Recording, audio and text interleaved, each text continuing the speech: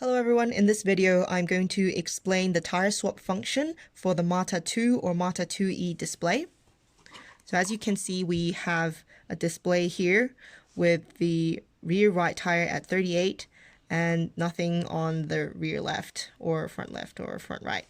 So let's go into settings mode first and rotate to tire swap function.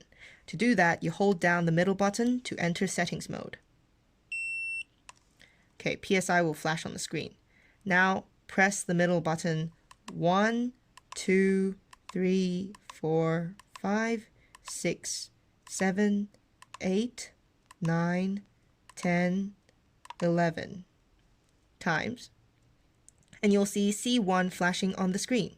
C1 means choose tire 1. So as you can see, the front left is currently selected.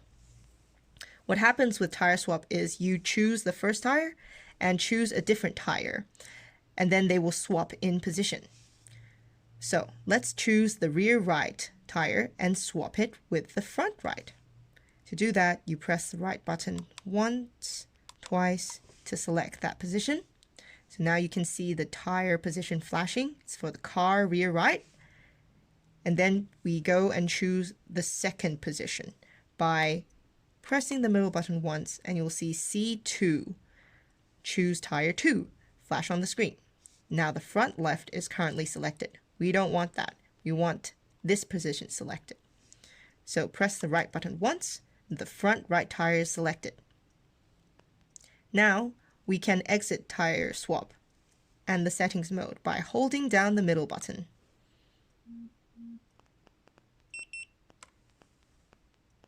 And as you can see, tire swap has been done.